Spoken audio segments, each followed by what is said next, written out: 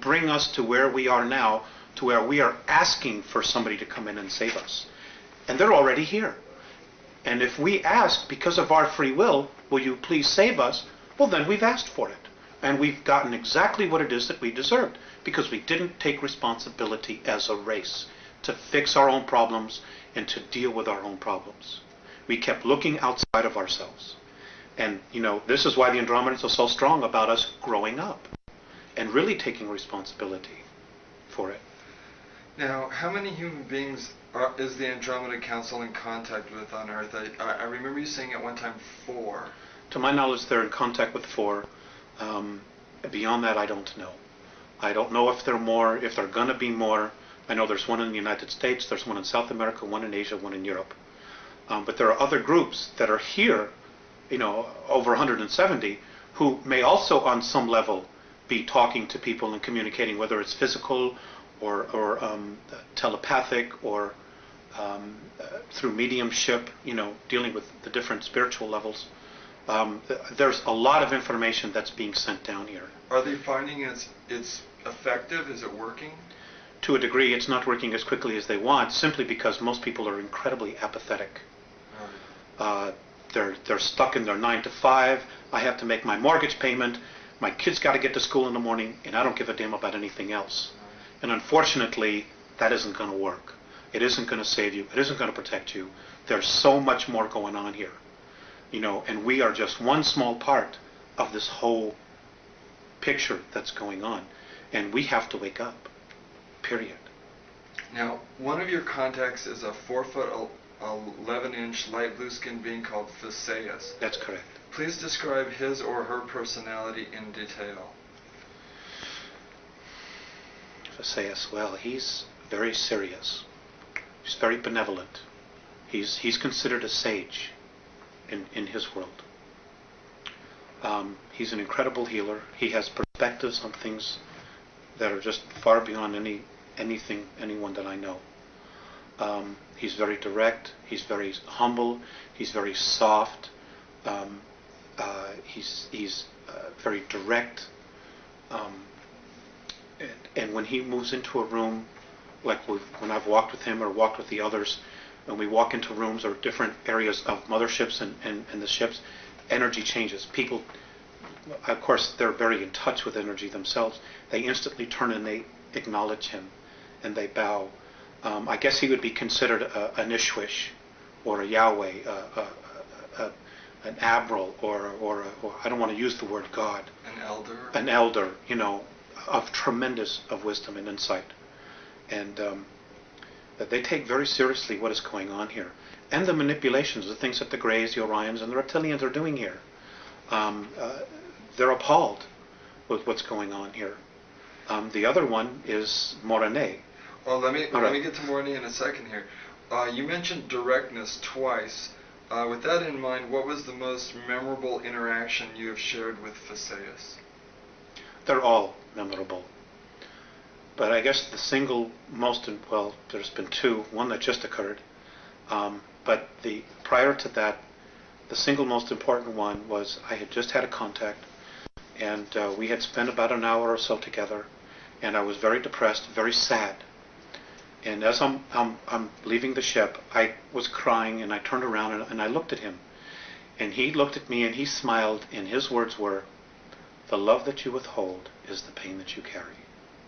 That's been the most memorable one, only because of what that particular statement entails. When we leave our physical form, and you know what many of the Catholicisms teach, you know, you're judged by God. It just simply isn't true. We judge ourselves. And what I read in that statement is that when we cross over, we look at the places in our life where we withheld love, that we maybe didn't give enough. And we judge ourselves on that. So that's been the most profound one for me. And Morane, he's a 7.5 or 8 foot snow white skinned hairless being. Uh-huh. Also, he's light blue as well. Oh, light blue. I'm sorry. He's light blue. Can you describe his or her? Oh, he. Can you describe his personality then in detail? He's serious, but he also has a really good sense of humor. Um, he can snap me out of my depressions very quickly, and he has just a different perspective on of looking at things. Um, he also tends to be part of their exploratory team. In other words, when there are times when they need to defend themselves or they're confronted with something, he takes on a military type of role. He's very, very fatherly, big brother, big brother. He's also one that he shows more emotion. He'll give you a hug or he'll put his arm around you, and he's just really, really wonderful in that sense. He's more human in that sense. He's not as sterile sometimes as Visayas would appear to be. It's not that they're not loving, but sometimes Morene is a lot more animated, and I can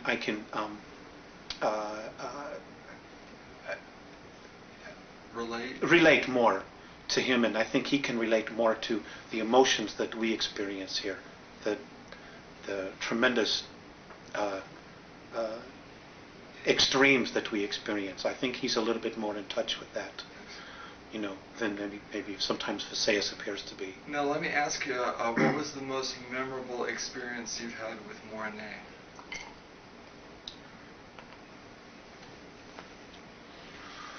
I can't talk about that. I won't talk about that.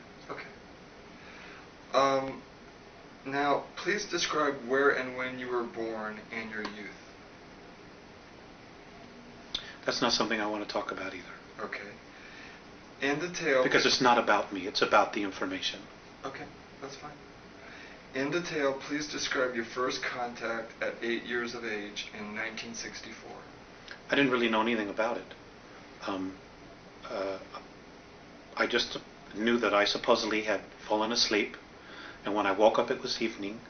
Everybody had been looking for me, and I wasn't where I was.